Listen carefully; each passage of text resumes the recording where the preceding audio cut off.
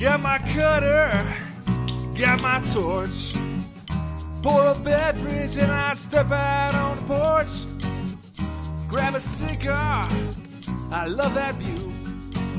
I guess it's time for another Poolside Cigar review.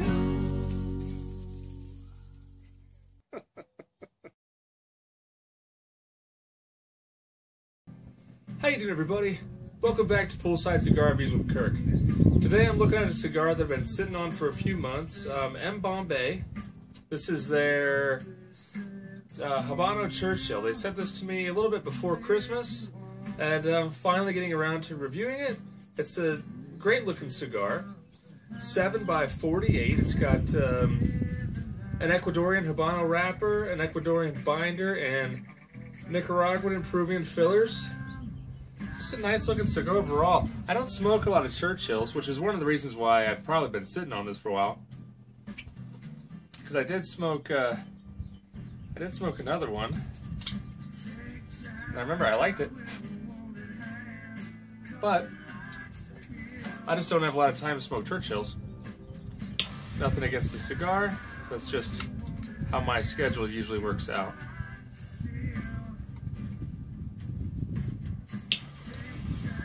Like I said, a great looking cigar. I love the band on this. It's like a Persian rug. Very elegant, understated, but intricate. Great looking cigar overall.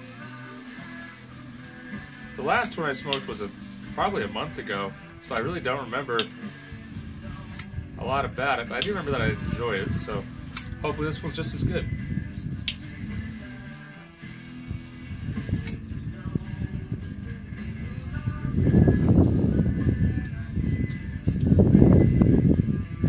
Off the first light, little spice, a really interesting wood, like it's got a wood note to it.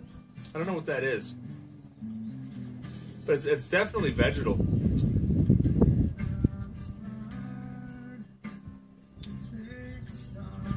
That's really interesting. I'll have to pin that one down. So it's definitely got a very predominant toasted wood profile, but it's not like your simple toasted cedar, which is usually the wood that I get out of a cigar, is usually like a cedar. This isn't that.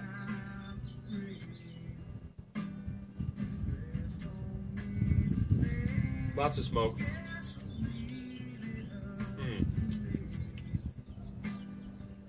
It's almost got like a savory note to it also. A little bit salty. Pretty complex on the first light. Really enjoyable. I would say medium, maybe medium full. It's always hard to tell on the first light. So, yeah. On the first light, I like it. So I'll go ahead and smoke on this for a little bit. I'll probably find something to drink. I have something in my head that I think I'm going to pull out. But get acquainted with this for a little while, then I'll come back and let you know what the first third gives us. So hang out, guys. I'll see you in a minute.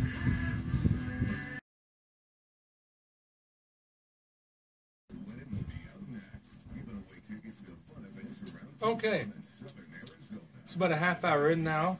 As you can see, great burn. Burning pretty slowly. Still has that nice woody and savory note. I'd say the pepper's picked up a little bit. It's a little bit spicy. Not hugely spicy. Kind of a, I'll call it a red pepper, but very nice, and definitely spicy through the nose. I don't retrohale a whole lot, but really nice through the nose.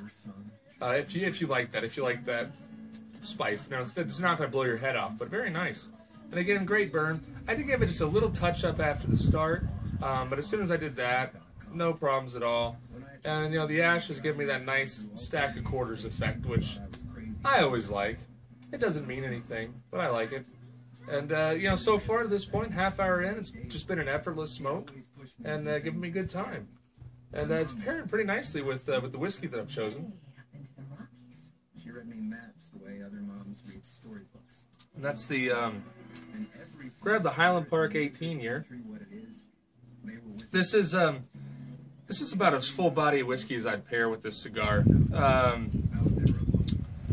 It doesn't have as much peat smoke in it as the 12-year, but it's got some good raisin notes to it, some leather, some general, maybe some cloves, some kind of kitchen baking spices, kind of like. But very nice. Again, great pairing overall. I was torn. I didn't know if I was going to go with a Scotch for this or if I was going to go with a rum. And actually, in retrospect, they're pairing nicely, but I think I should have gone with the rum. I think this is a better rum pairing cigar. But I'll keep on smoking, and I'll come in after the second, third, and let you know what else this cigar has to offer. So hang out, guys. I'll see you in a minute.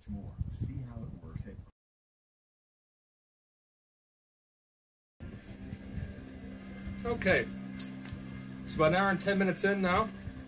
Still burning well. It did go out on me, and I had to relight it. But it relit nicely, no problems. And I was messing with my phone, so I've been smoking it fast enough. But yeah, it's still maintained a similar profile. It's kind of like that woody profile is it's like a potpourri kind of thing. It's really interesting. It's got a lot going on. It's a fairly complex cigar. I think potpourri, it's not infused. It doesn't really taste or smell like an infused cigar. It is all tobacco. But a very interesting, like I said, it's kind of vegetal, kind of like bounces back and forth between like woody and floral, but a little bit spicy. Very well balanced. Like all those flavors really play well together. It's a distinctive cigar, I'll put it that way. And I like it. So, pretty good. I did change my pairing on it. When I finished that dram of Scotch, I went ahead and got out the, had a good one here. Went with the Ronza Kappa XO. This is a great rum. It's pretty expensive. I don't know if it's worth the money. But if you've tried the Ronza Kappa Solera 23 and you liked it, you'll like this. This is kind of like the Solera 23, but like concentrated almost. It's all the flavors that are in the 23 are present. They're just really amplified. It's very sweet, very syrupy.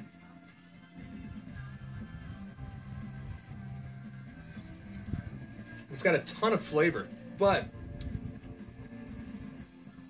it's got a good long, sweet, caramelized sugar finish. But it doesn't, it's not going to overpower a cigar. This is a dram, and I think a lot of rums are this way. This has got a lot of flavor to it, but I would call this a universal cigar pairing dram. You could pair this with a very mild cigar or a very full cigar, and I think you're going to have a great experience either way. And I'm definitely enjoying it more. The sweetness works nicely with like the floral stuff with the cigar. Again, there's nothing wrong with having a Scotch with a cigar, but I think I really like the rum better.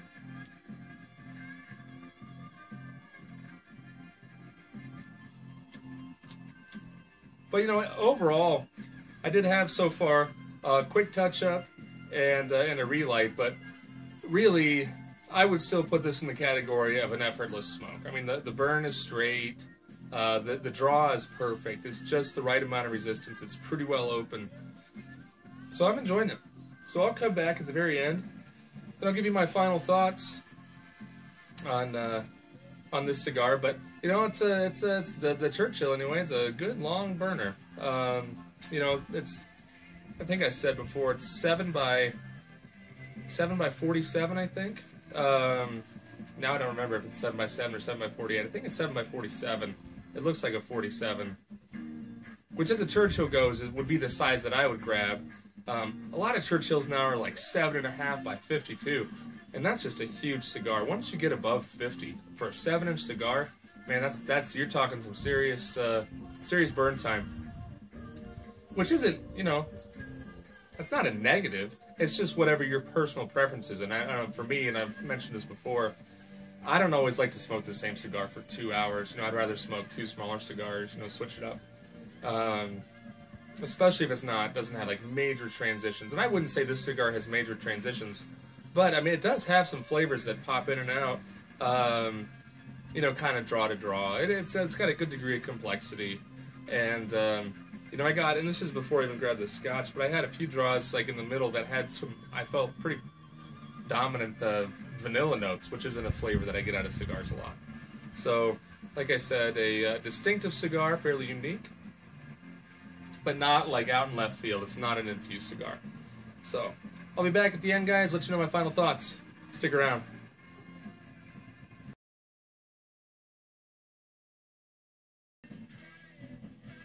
Okay, about an hour and 40 minutes now. Just wrapping this up, starting to get a little warm. But, you know, good stick. Enjoyed it. I think these things retail for around 11, 12 bucks. And that's a fair price. You know, at a B&M, if I would pay that, I wouldn't mind at all. You know, I got a good amount of time. And like I said, this is a fairly distinctive cigar, so I always like that, and that's one thing that I really like about boutique cigars. Is that I think in general they do tend to be more distinctive. I think a lot of the bigger brands, you're going to get stuff from Altadis or General, or even like Fuente, or just any of the really big brands that sell a lot of cigars. They tend to blend for the middle of the market. And so that just means they're trying to capture the palates of the majority of cigar smokers because they sell a lot of cigars and they just want to keep that market as broad as they can. And I think that happens a lot. You know, when companies get big, you know, they concentrate more on sales and the bottom line. And that's not to say that they make bad cigars. They just don't always make the most unique cigars, the most distinctive cigars, and it's the same thing. That's why I drink craft beer. You know, your great big multinational beer companies, they don't want to make a distinctive craft style beer necessarily because the market's just too small for that. You know, I think the smaller companies, their goal is usually to, you know, blend the best cigar that they can blend, you know, with the tobacco that they have access to. And also because they have smaller runs, they don't necessarily have to worry, they don't run into the consistency issues. You know, if someone's trying to manufacture 3 million cigars, and they want them all to taste the same, their hands are a little bit tied in that they've got to make sure that they can source the tobacco regularly and that it's going to be consistent enough, you know, to make a consistent cigar. And with smaller runs and boutique cigars, they don't have that constraint. So definitely smoke boutique cigars. You know, if you haven't, you know, try to give some boutique cigars a try. Frankly, I don't know where to find MBombay cigars. I Googled them. And they do have a website. I believe that the proprietor owns a cigar and wine shop lounge in Florida, so I'm sure you can get them in Florida. But keep your eyes open for MBombay because this is a really good cigar, really distinctive, and that woody note. I wish I could pin it down, but like I said, it's kind of like a potpourri-ish type. It's like a vegetal floral type wood. Very nice. Pairs great with the rum. Definitely recommend it with the rum. This Zacapa XO. Like I said, it's a great cigar pairing rum. It's a great after dinner rum by itself. Definitely a sweeter drink. I drink it neat. It's only 40%. You know, most of my hard liquor I put a little bit of water in, but this doesn't need it.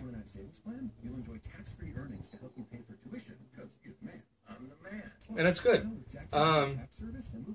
If you're new to premium rum or you haven't tried the Brown Zacapa Solera 23, I recommend going with the Solera 23 first.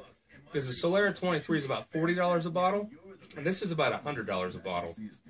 And, you know, this was my first bottle of it, and as you can see, I haven't had that much.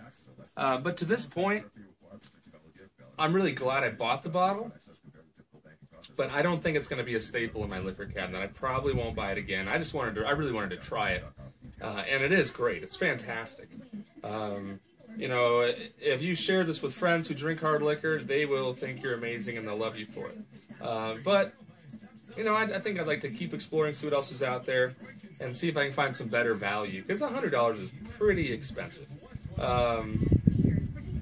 But yeah, keep your eyes open for the MBombay. Great cigar, and again, if you can get this at 10 or 12 bucks, I think it's worth it. Very nice. So, I'll leave you with that. You know, an hour and 40 minutes for a Churchill. Pretty good. Not a record breaker, but it's definitely solid. So, I'll leave you with that. Make sure you click the like button, subscribe, leave me a comment. Always love to hear from you guys. Have you had MBombay? Let me know your experience. And until next time, keep your feet in the pool, a drink in your hand, and a cigar in your mouth. Take it easy, everybody.